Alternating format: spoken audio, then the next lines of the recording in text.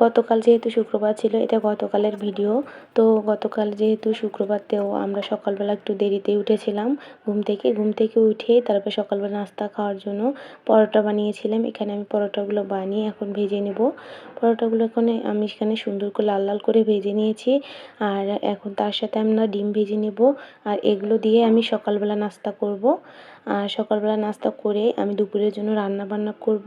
আর দুপুরবেলা রান্না করার জন্য আমি এই যে খাওয়া দাওয়া শেষ করে রান্নাঘরে চলে আসলাম।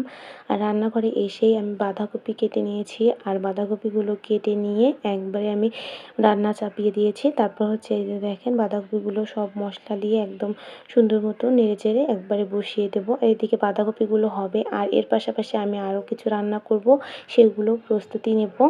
তো আমি হচ্ছে এদিকে যে বাঁধাকপিগুলো সুন্দর মতো যখন একদম সিদ্ধ হয়ে আসছে, ভালো করে নেড়ে চেড়ে ভেজে নিচ্ছিলাম আস্তে আস্তে লো হিটে রেখে। তারপরে এই যে দেখেন, আমার বাঁধাকপিটা ভাজা হয়ে গেছে। আর এদিকে আমি একটু ব্রয়লার মাংস ছিল, সেটাও রান্না করব আলু দিয়ে। এখানে হচ্ছে ব্রয়লার মাংসটা আমি একটু আলু দিয়ে ভালো করে রান্না করে নিচ্ছিলাম।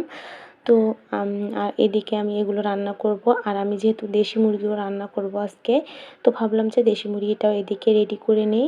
তো আমি এই যে দেখেন, মুরগির মাংস একদম সুন্দর মতো রান্না করে নিয়েছি এখানে ব্রয়লার মুরগিটা। তারপর দেশি মুরগিগুলো এই যে ধুয়ে নিয়ে পরিষ্কার করে নিয়েছি। আর দেশি মুরগিটা আজকে একটু ঝোল ঝোল করে রান্না করব।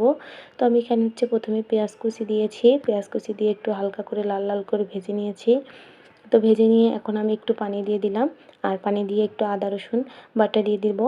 আর দিয়ে দেবো লবণ, হলুদ, গুঁড়ো মরিচের গুঁড়া দিয়ে একটু মশলাটা কষিয়ে নেব।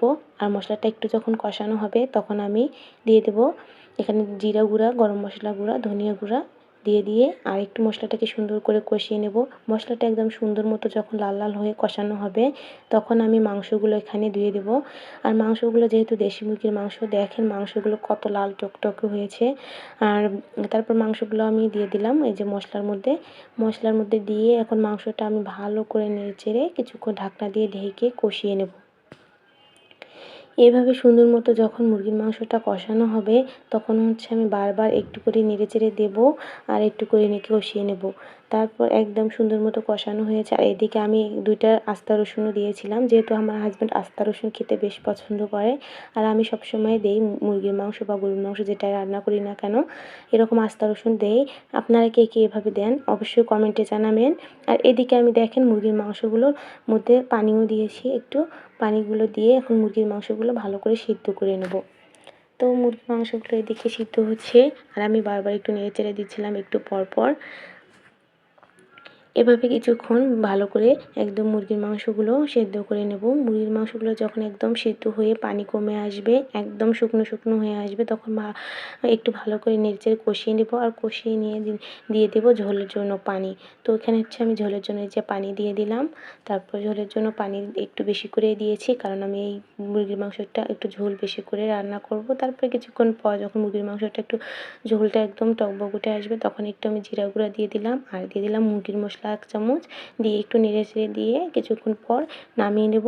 তারপরে এই যে দেখেন মুরগির মাংসটা হয়ে গেছে। তারপরে এই যে নামিয়ে নিলাম। এই পর্যন্ত আজকের ভিডিও। টাটা, আল্লাহ হাফেজ।